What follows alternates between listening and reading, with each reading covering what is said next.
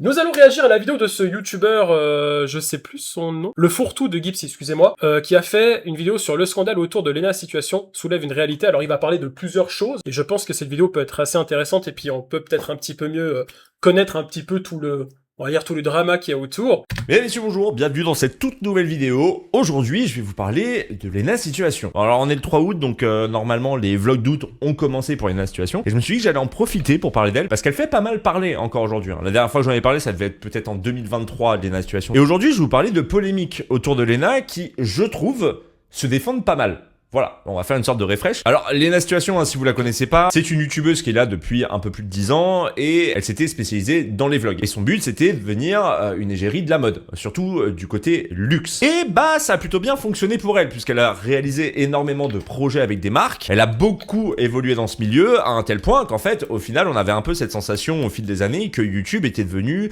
une sorte de passe-temps. Si à l'époque, elle te faisait un vlog par jour, voire un vlog tous les 2-3 jours, elle a fini par faire essentiellement des vlogs d'août. Vlog d'août très simple. Il y a combien de jours en août? Il y a 31 jours en août, elle te fait 31 vlogs. Et Ce qui est totalement énorme. Moi, je te ferai même pas un vlog à l'année. Je pars quasiment jamais. bah en vrai, il y a un énorme engouement autour de ces vlogs d'août. Et d'ailleurs, même encore aujourd'hui, il y a un assez gros engouement autour de ces vlogs d'août.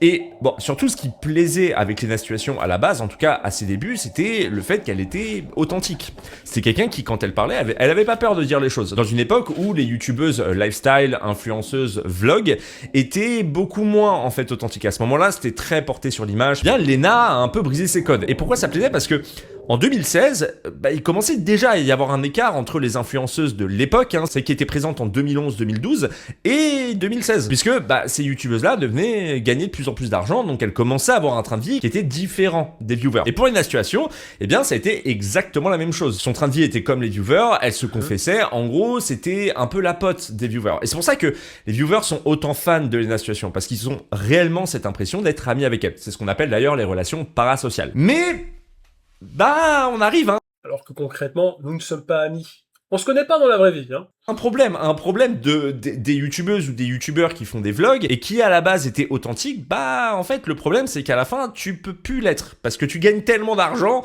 que Une fois que les marques t'abordent, les grandes marques, les marques de luxe, etc., après, forcément, c'est très restreint. Tu peux plus t'exprimer comme avant, tu peux plus lui dire les choses comme avant. Donc tu dois vraiment lisser ton image. il faut pas montrer en fait aux viewers que tu n'as plus rien à voir avec eux, que tu n'es plus du tout au même niveau.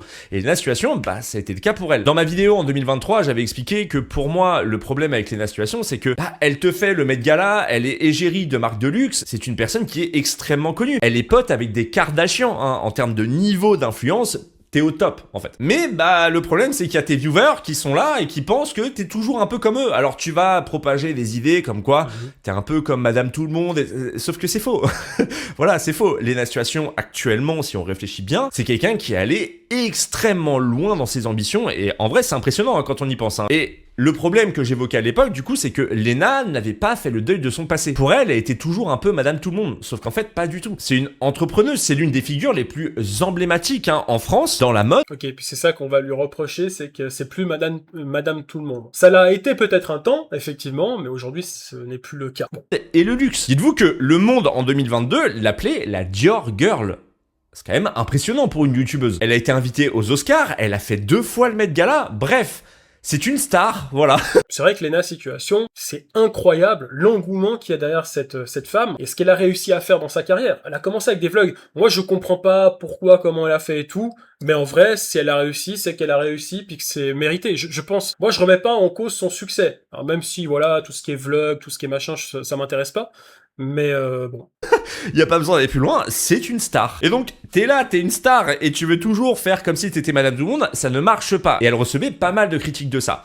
Alors du coup, ce qu'elle a décidé de faire, c'est faire le deuil de sa vie passée.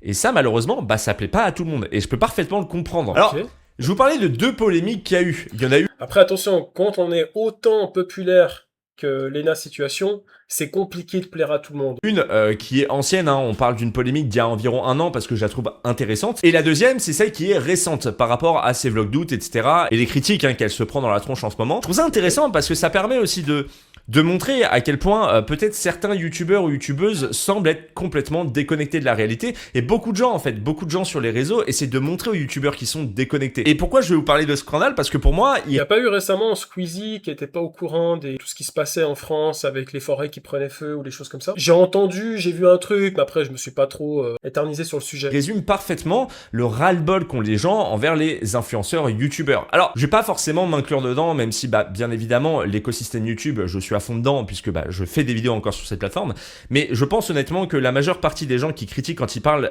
quand ils critiquent les youtubeurs, ils critiquent pas tous les youtubeurs, ils vont critiquer le top des youtubeurs. Voilà.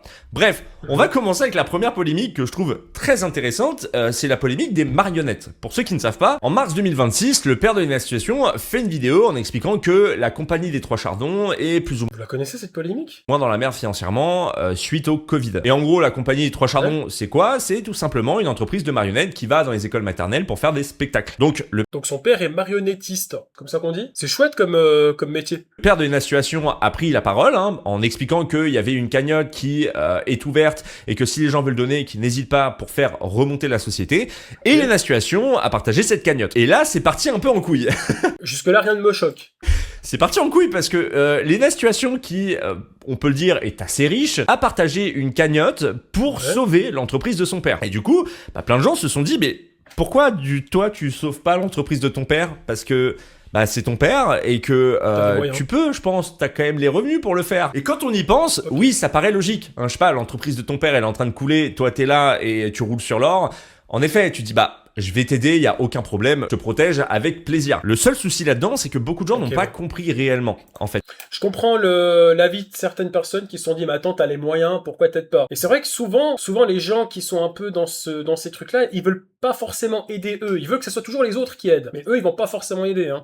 Enfin bon. Après, peut-être c'est pas le cas de Lena Situation. La compagnie des Trois Chardons n'appartient pas au père de Lena Situation. Le père de Lena Situation travaille dans cette compagnie, mais en aucun cas, c'est sa société. Donc, est-ce que Lena Situation va sauver une société qui n'appartient pas à son père, mais qui est juste là et son père travaille dedans? En fait, tout de suite, la question, elle peut être posée. Et du coup, Bon, après, je vais peut-être faire l'avocat du diable, attention. Mais en vrai, Lena Situation, elle a partagé justement cette cagnotte. Donc, elle a énormément de viewers. Donc, je pense que ça les a quand même aidés à voir justement l'argent nécessaire pour sauver tout ça. Peut-être que Lena Situation a aussi mis de l'argent là-dedans. On le sait pas. Je sais pas, peut-être qu'il va en parler. Mais peut-être qu'elle a aussi aidé l'entreprise de son père sans en parler, tout simplement. Parce qu'il y a aussi beaucoup de gens qui sont pétés de thunes, qui font des dons, qui aident des sociétés ou des choses comme ça, sans en parler, forcément. On comprend pourquoi Lena Situation a partagé cette cagnotte, mais en aucun cas, elle a entièrement financé la cagnotte. D'ailleurs, le partage de la cagnotte a plutôt bien fonctionné, puisque la cagnotte Donc elle a pas financé la cagnotte. Mais est-ce que c'est vrai, ça? Est-ce qu'on a des preuves? était financée à 5625% avec 140 000 euros pour 2500 euros demandés. Voilà, c'est C'est énorme. C'est énorme déjà ça.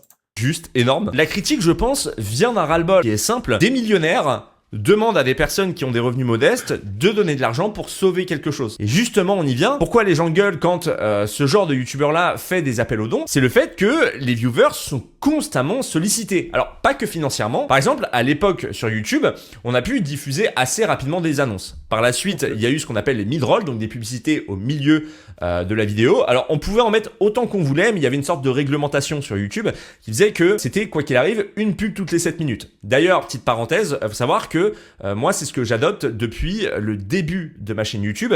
Depuis qu'il y a les mid-rolls, c'est une publicité toutes les 7 minutes. Même encore aujourd'hui. Je refuse de mettre des publicités toutes les 4 minutes ou autres parce que je trouve ça infect en fait. Ça ne vaut pas le coup.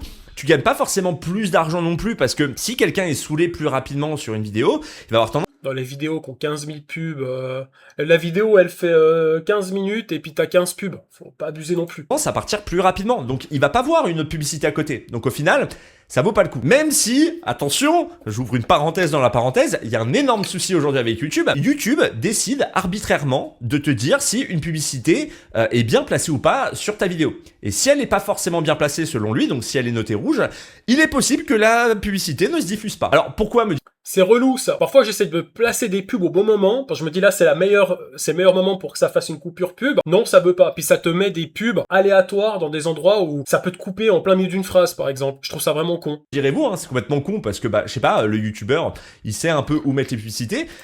Exact. Tout simplement parce que YouTube estime que à ce moment de la vidéo, tu casses le rythme de la vidéo. Du coup, ça pousse quoi? Ça pousse les youtubeurs à mettre les publicités automatiques. Ouais, et puis des fois, t'as un bordel comme ça. Alors souvent, j'enlève. Parfois, je laisse, ça dépend. J'essaie de gratter un peu d'argent. Mais moi, je suis pas l'aîné à la situation, ok? J'ai besoin d'argent. Sauf que si tu laisses les publicités automatiques, il y a des moments, hein, comme par exemple là, je vous mets un screen pendant que je vous parle, des moments où tu as une publicité pendant ta sponsor. Voilà. Oui. 1 minute 40, j'ai eu 1 minute, c'est-à-dire que tu lances ta vidéo, t'as des pubs, 1 minute 40 après. C'est vraiment le pire moment où placer ta pub. Une pub sur une pub. En parlant d'argent, je vous envoie le lien si vous voulez me faire des dons. J'ai oublié. Pendant que t'as la sponsor, t'as une publicité. Ça n'a aucun putain de sens. Vraiment, YouTube, depuis qu'ils ont mis cette feature, je trouve que ça nique absolument tout. Laissez les youtubeurs mettre les publicités où ils veulent. Ils le savent si la publicité va casser le rythme ou non. Du coup, moi j'ai trouvé une astuce, c'est que je mets les publicités en automatique et tu peux supprimer celles que tu veux. J'essaye de faire en sorte que ça fasse entre 6 et 7 minutes pour chaque, mais il y a des moments où la publicité, elle n'a aucun sens. J'avoue que des fois, je me bats avec ça en mode, mais attends, pourquoi il y a 15 000 pubs là mal placées, puis on a 3 qui pourraient être bien placées. Enfin bref, des fois, tu te bats avec YouTube pour des conneries. T'en mettre dans des endroits qui, au bout de 20 minutes, des fois, c'est même pas au bout de 7 minutes, c'est au bout de 20 minutes, on va mettre une pub comme ça, random, ça n'a aucun sens. Donc forcément, aujourd'hui, il commence à y avoir un ras-le-bol par rapport à la publicité parce que bien évidemment, les plus gros youtubeurs, eux, ils mettent en automatique parce que vous allez pas quitter la vidéo. Hein, la majeure partie, vous allez pas quitter la vidéo. Vous allez la regarder parce que il y a des featuring qui sont ultra intéressants, bref, qui sont toujours les mêmes, mais qui sont intéressants, qui sont drôles. La vidéo, elle est bien montée, elle est bien produite. Nous, on pourrait pas se permettre de faire ça. Si on fait ça, malheureusement, vous risquez de quitter la vidéo plus rapidement. Donc c'est pour ça, je pense que le ras-le-bol que vous avez, c'est envers les gros youtubeurs qui, eux, pour le coup, mettent beaucoup de publicité. Hein. Mais après, les publicités, il y a quoi? Il y a les sponsors. Les sponsors aujourd'hui, c'est beaucoup plus répandu. Et d'ailleurs, vous savez quoi? J'ai prévu de faire une autre vidéo parce que j'ai vu un TikTok d'une personne qui parlait de ça et je le trouvais super intéressant et j'ai vraiment besoin de parler de ce sujet-là parce que je suis pas forcément pour ce que disent les viewers. J'ai des contre-arguments que personnellement je trouve intéressants et je serais ultra curieux d'avoir votre avis là-dessus. Donc j'ai prévu de faire une autre vidéo. Alors peut-être que ça sortira cette semaine, mais je vous expliquerai l'importance de la publicité aujourd'hui et également des placements de produits. Pourquoi on est un peu bloqué là-dedans. Bref. Sauf que, au-delà de la publicité et des placements de produits, on vous demande de rester, de cliquer sur le lien, on vous propose d'acheter, etc. un produit. Il y a également le merchandising. Donc à l'époque c'était des livres, après il y a eu des t-shirts. Sauf que maintenant que vous avez eu tout ça, les youtubeurs au-delà du merchandising qui font déjà, je vous dis, marques de vêtements, etc. Maintenant ils essaient de concurrencer dans les supermarchés. C'est-à-dire qu'ils se sont entourés de gros labels qui gèrent tout ça. Et le but ça va être de s'implanter dans le marché, mais des marchés qui sont physiques. On n'est plus maintenant sur internet, on n'est plus... Faites très attention, chez les très gros youtubeurs, il y a des placements de produits partout. Ça peut être visuel, ça peut être oral, ça peut être moral. C'est vraiment, si vous regardez, juste pour une vidéo, les thunes qui doivent se faire juste au niveau publicitaire. Si on enlève l'argent que génère la vidéo avec les vues, juste au niveau des placements de produits, il y en a qui sont à 10 voire 20K par vidéo. Voilà. Plus sur YouTube. Maintenant, ça devient des entrepreneurs pour des boutiques qui sont réelles. Il y a eu par exemple Pizza de la Mama avec MrV qui s'est associé avec Universal pour pouvoir vendre ses pizzas. Ensuite, il y a eu toute la partie burger, bien évidemment, avec d'un côté les Dark Kitchen où il y a eu Fast Good Cuisine, il y a eu Amixem, bref, il y en a eu pas mal, mais là je vous parle juste des deux qui ont vraiment réussi. T'as eu Michou qui s'est associé avec un autre entrepreneur à côté pour pouvoir créer Millie qui d'ailleurs s'est cassé la gueule parce que c'est de la restauration les gars. Désolé, c'est de la restauration. Pourquoi tous les youtubeurs partent dans la restauration? Il y en a beaucoup, comme Pause Bleu, comment il s'appelle déjà Restauration. Si t'es pas assez passionné quand... Ibra TV, voilà. Je crois que Ibra, je sais pas si c'est un des premiers à avoir fait ça, Ibra TV, mais quand je pense à youtubeur restauration, je pense à Ibra TV. Je sais pas pourquoi. T'es l'entrepreneur, ça peut pas marcher en fait. La restauration, c'est pas juste des produits que tu peux vendre aux gens comme ça. C'est beaucoup plus complexe. C'est un métier de passionné. T'as eu également McFly et Carlito qui ont sorti Brosty. Il y a eu le Ciao Kombucha. Alors... ça aussi, il faut qu'on en parle parce que je trouve ça incroyable. Jamais goûté. Est-ce que c'est bon? Dites-le moi en commentaire. Juste. Squeezie, il te fait tout un speech en expliquant l'importance des boissons qui sont bonnes pour la santé. Et c'est là où il te vend le kombucha. Alors, ça vaut le coup de donner une chance, je vous jure, à autre chose que des boissons saturées. Parce que une stat qui me choque par exemple, c'est que dans le top 15 des boissons les plus vendues aujourd'hui dans les grandes surfaces, tu as 5 fois le même soda dans sa version sucrée, pas la version sans sucre. Et je trouve ça badant. Il omet de dire quand même que les années précédentes, quand il était chez Webedia, ces lives étaient... Ça goûte liquide vaisselle. En vrai, suivant comment tu peux faire la vaisselle avec, c'est très bien. Si tu peux boire et en même temps faire ta vaisselle, c'est hyper pratique. Sponsor Coca-Cola, voilà, bon ça on va oublier. On passe à autre chose maintenant, c'est le kombucha. Ça va chez McFly et Carlito pour expliquer l'importance des boissons qui sont bonnes pour la santé. Un an après, il te sort Ciao Energy. Alors, featuring Lena Situation et Inox Tag, ça n'a aucun putain de sens. Ça n'a vraiment, Ça commence toujours par ciao. pour moi, aucun putain de sens. Tu utilises une marque qui est censée être bonne pour la santé, hein, Ciao, du coup, pour Ciao Kombucha, et l'année d'après, tu nous sors une boisson qui est complètement l'inverse du kombucha. C'est-à-dire que c'est mauvais pour la santé, le Ciao Energy, si on prend, hein, par rapport au kombucha, bien évidemment. Alors, les boissons, elles sont bonnes. Le problème, c'est que, pour moi, là, il y a eu un point de rupture. C'était le moment où ça commence. Je vais pas dire ce que je pense de ces youtubeurs. Moi, je les trouve très hypocrites pour énormément de choses. Peut-être qu'un jour, j'en parlerai en vidéo ou non. Mais c'est vrai que les Squeezie, comme ça, que j'aime beaucoup, hein, que j'ai beaucoup aimé, en tout cas à l'époque. Aujourd'hui, je les trouve tellement... Bref, je vais rien dire. C'est un peu à partir en vrille avec Ciao Energy. Les gens se sont dit, mais attends, là, vous nous vendez vraiment de la merde, en fait. Là, c'est vraiment de la merde que vous nous vendez. Vous faites genre, oui, on était tous les trois, on a réfléchi à Non, non. C'est juste que vous associez avec d'autres influenceurs qui sont puissants pour faire un maximum de ventes, pour légitimer. Mais ça n'a aucun sens. Tu vends ta marque Ciao qui faisait des kombucha, boissons saines, pour finir avec Ciao Energy. Pour moi, ça casse complètement l'image de Ciao. C'est mon avis après qui est personnel. Attention, hein, les boissons, je les ai goûtées, moi j'ai aucun problème. Et pour le coup, les Ciao Energy, je trouve que c'est bon. Et c'est juste que je trouve que le positionnement n'est pas logique. Pour moi, il aurait fallu faire une autre marque que Ciao. Je sais pas, ça n'a pas beaucoup de sens. Je veux dire, c'est que tout ça, par contre, ça... Ils avaient pas justement l'argument du Ciao Energy, que c'était une boisson énergisante, mais sans tous ces trucs, sans tout ce sucre qu'il y a dans les Red Bull, par exemple, ou les choses comme ça, qu'il y avait beaucoup moins de colorants, ou je sais pas quoi. Encore plus de stimulation. En plus d'acheter du merchandising, d'acheter les livres de la Nation, maintenant, faut acheter du Ciao Energy, et puis du Ciao Kombucha. Et en fait, maintenant, faut se déplacer pour pouvoir y aller. Tu peux plus que acheter sur Internet. En fait, il y a de plus en plus de sollicitations. Et je pense honnêtement qu'il est là le réel problème. Le réel problème vient du fait que les viewers sont Je vais inventer ma propre boisson, les gars. Oh Bella Ciao. constamment sollicité. J'en avais déjà parlé à l'époque quand je parlais de Twitch. Aujourd'hui, quand t'es sur Twitch, t'es constamment sollicité de partout. T'as des publicités H24. T'as 4 sponsors en même temps avec des bannières de machin, mais en même temps, il faut sub pour pas avoir de publicité. Et puis en même temps, il faut cliquer sur tel lien. En fait, je pense que les gens aujourd'hui ont une saturation. Il y a trop d'informations. Et c'est pour ça que beaucoup de gens sont un peu dans ce côté où l'ancien YouTube me manque. À l'époque, c'était pas forcément mieux. Hein. Vraiment, je vous le dis, c'était pas forcément mieux. Mais ce qui a un peu changé, Oui, c'était mieux. c'est qu'aujourd'hui, on a TikTok, on a Instagram, et on voit de plus en plus de personnes se plaindre de ça. Et forcément, Carmina Cha, faut l'appeler. quand t'as des personnes qui se plaignent de ça, tu dis, je m'y retrouve pas mal dans ce que cette personne dit. Et du coup, toi, tu vas tout remettre en question. Tu vas commencer à te dire, mais c'est vrai que, ouais, il y a beaucoup de pubs, ça commence un peu à me saouler. Et puis c'est vrai qu'aujourd'hui, Maintenant, il y a les pubs que tu peux même plus passer, et puis des fois, t'en as 3 d'affilée comme ça. Ça rend tellement fou. la Mafouf qui est là et qui me dit, j'ai créé Hôtel Mafouf avec des vêtements, oh là là, incroyable. Et tu te rends compte qu'en fait, sur certains TikTok, certains vêtements sont faits en Chine. Enfin, tu vois, en fait, tu commences à avoir une réalité que tu voyais pas avant. C'est pour ça que je pense que les gens en ont de plus en plus marre. Pas parce qu'on tend de plus en plus vers du capitalisme et que ça part de plus en plus en couille, mais parce que les gens commencent en fait à se rendre...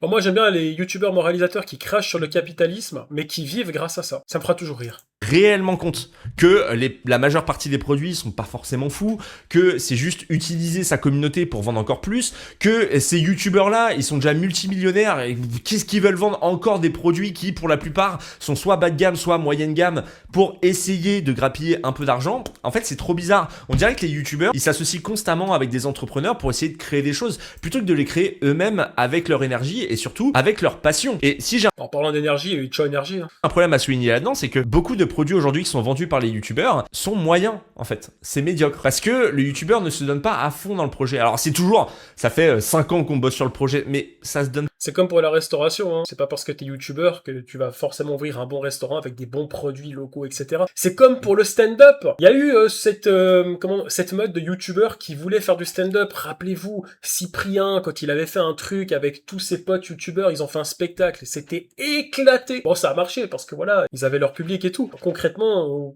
quand tu parles stand-up, quand tu parles vraiment avec des vrais artistes, c'était nul. Hugo tout seul aussi, Laglaire, ouais, je pense. Il y a eu Norman aussi, c'était un flop monumental. Enfin bref, c'est des gens qui n'ont rien à voir avec cet univers du stand-up. Et c'est un savoir-faire, c'est une autre façon de créer aussi, c'est une autre façon d'écrire et de jouer que de faire des vidéos. C'est pour ça que ça va consommer les premières semaines, mais après ça va s'arrêter. Je sais de quoi je parle parce que je fais aussi du stand-up. C'est rare, mais j'en fais. Après moi, quand j'en fais, ça marche assez bien. Mais j'ai aussi fait des flops. Je trouve que on veut toujours faire très vite pour vendre rapidement, mais on cherche pas à vendre en fait sur la durée. Et je trouve ça dommage. Je trouve ça dommage parce qu'il y en a qui s'en sortent plutôt bien. Je vais prendre par exemple le cas de Wankill Studio. Alors, Wankill Studio, ils ont arrêté le textile, je pense, suite à la crise du Covid où c'est parti en vrille au niveau des prix. Et du coup, ils se sont mis au TCG. Et en fait, le TCG, ça cartonne de fou. Alors déjà parce que c'est un TCG, mais aussi parce que bah, les cartes elles sont intéressantes. Elles sont On est d'accord qu'on parle plus de Lena Situation là. en rapport avec Wankill. Eux, ils ont aucun problème à l'assumer. C'est Wankill Studio qui gère ça, bien évidemment. Donc la plupart qui vont acheter les cartes seront fans de Wankill. Et ça fonctionne bien, alors faisons évoluer le TCG. Personnellement, je trouve ça super cool. Enfin voilà, bref, je suis parti dans un tunnel. Je suis désolé, mais ce sujet est beaucoup trop intéressant. D'ailleurs, n'hésitez pas, hein, vous, à me dire votre avis dans l'espace commentaire. Frérot, le titre c'est Lena Situation, là tu nous as fait un truc publicitaire. C'est bien, hein, c'est super intéressant, mais on veut Lena, nous. Je suis très curieux de savoir quel est votre avis là-dessus. Sachez que en aucun cas je dénigre les produits en question, c'est juste que personnellement je trouve pour la plupart que j'ai testés sont médiocres. Mais maintenant on arrive au dernier point. Il y a quelques jours, Lena Situation nous explique Ah, enfin. ceci. Je vous montre une ligne sur le parchemin magique. Faire Bercy. Et ouais les filles, bah vous savez, on fait 2 grosses soirées par an. Le 1er août, la soirée d'ouverture, qui va falloir qu'on commence à organiser là dès maintenant. Et le 31, la soirée de clôture. Et là on s'est dit que la dernière soirée, on allait la faire avec 20 000 personnes à l'Accor Arena à Bercy. Voilà, Eh c'est ben. Lena Situation à Bercy. Alors, je dis Bercy parce que Accor Arena, je trouve ça très chiant à dire avec la patate que j'ai dans la bouche. Donc, Lena Situation a loué le Bercy pour le 31 août, proposer aux gens de venir pour assister à un spectacle. Et forcément, il y a pas mal de gens qui se sont posé des questions. Déjà, de 1, pourquoi devoir payer encore une fois cette semaine? Carmine, si tu crées un burger et que tu l'appelles Gros Tas, oh lol. J'ai dépensé 70 balles dans des Ciao Énergie Me lancez pas dans des trucs comme ça, je serais capable. où il y a Lena Situation dessus. Pourquoi là, je devrais acheter pour aller à Bercy pour pouvoir voir un vlog que je pourrais voir directement gratuitement sur YouTube? Alors bon, je pense honnêtement que c'est pas un vlog, hein, comme il est dit, c'est plus un spectacle qui aura lieu. Je sais pas, personnellement, si vous voulez mon avis, je trouve pas ça forcément dérangeant. Au contraire, je trouve ça... Le Mac Carmine, arrêtez de me donner des idées. Moi j'aime bien en fait les événements où je peux me déplacer pour aller voir un spectacle. Je sais pas, moi après je suis plutôt friand de ce genre de choses. Surtout la question que les gens se posent, c'est la légitimité. Qu'est-ce que Lena Situation fout à Bercy? Genre, c'est 17 000 places, salle mythique, Lena Situation à Bercy. Mais non, normalement, t'es censé être un artiste pour pouvoir y aller directement. Bon, j'ai envie de vous dire, c'est faux. Voilà, c'est complètement faux. En fait, la question de la légitimité, on peut la poser, mais la légitimité avec les salles de concert, c'est l'argent. En fait, t'en fais ce que tu veux. Si t'as l'argent pour te payer le Bercy, bah y a pas de problème. Tu bookes directement, y a aucun souci. En plus, c'est Lena Situation, donc Lena Situation, elle est assez populaire. Ça paraît pas con comme ça. Et je vous avoue que la Après, propose quoi à Bercy? Concrètement, qu'est-ce qu'elle va faire?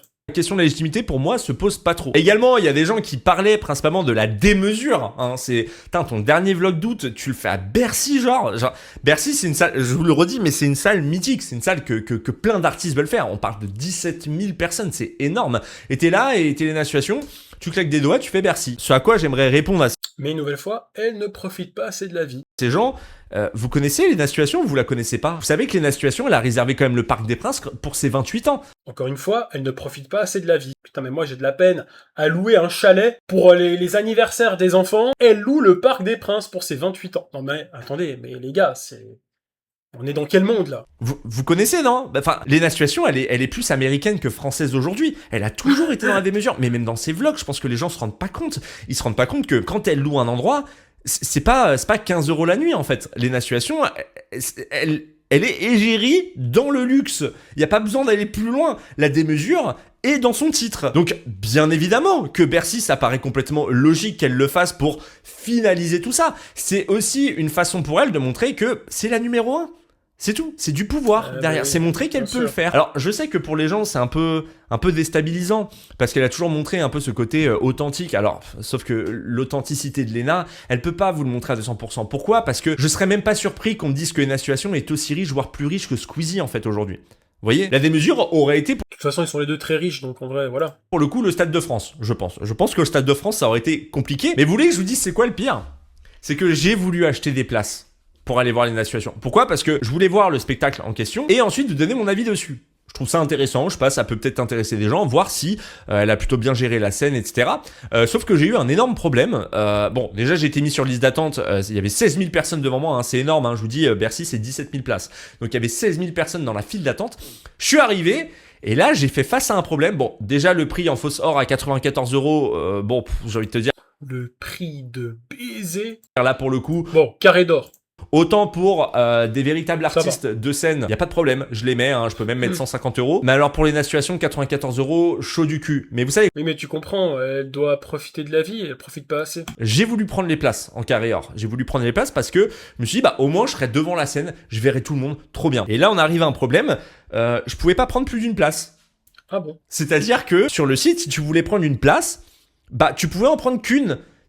Tu peux pas être deux en fait. Tu vas tout seul, quoi. Alors on pourrait me dire, oui bah t'en achètes une et puis après tu reviens et t'en achètes une deuxième. Alors déjà de un, tu dois te retaper la file d'attente en sachant bien évidemment que ça va oui. s'épuiser assez rapidement. Et surtout, bah généralement ce genre de spectacle-là c'est assis, hein, c'est pas debout. Donc du coup tes sièges Donc t'as des sièges opposés. sont notés. C'est-à-dire que si t'achètes une première Ah ouais. fois après une deuxième, tu seras pas à côté de la personne. Ça n'a aucun putain de sens. Voilà, c'est la première fois que je vois ça. Je ne pouvais pas acheter Ok. plus d'une place. Bon, après, il s'avère que j'ai rafraîchi et je pouvais même plus prendre deux places. J'ai voulu prendre une catégorie 3. Quand j'ai cliqué sur réserver, ça m'a même pas mis le ticket. J'ai rafraîchi 15 fois. Les places étaient Incroyable. toujours là, mais tu pouvais pas les prendre. Bref, un bordel pas possible. Donc, malheureusement, je n'irai pas voir Lena Situation à Bercy. Voilà, je suis désolé de vous le dire. J'aurais bien Eh voulu ben, voir. putain. Mais je trouve que la polémique autour de la situation en ce moment, c'est assez intéressant parce que ça soulève un problème qui tape les plus gros youtubeurs. En fait, les youtubeurs de l'époque que vous voyez ne sont absolument plus les mêmes que ceux d'aujourd'hui. Ils sont tous devenus millionnaires en fait. Il y a un moment où Sauf moi, il y a plus de 10 ans que je suis sur YouTube, mais je suis toujours pas millionnaire.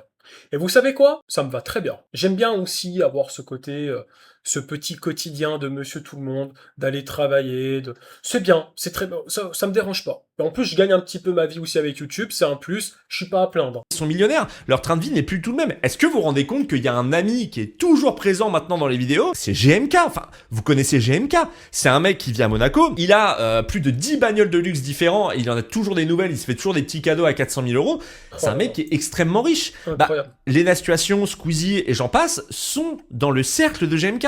C'est-à-dire que eux, dans leur bulle, c'est une bulle de millionnaires. C'est pas des gens comme vous. Donc c'est pour ça qu'il faut comprendre ça en fait. C'est pour ça que Lena Situation ne pourra pas vous montrer la réalité de sa vie. Parce que la réalité de sa vie n'est pas celle que vous attendez.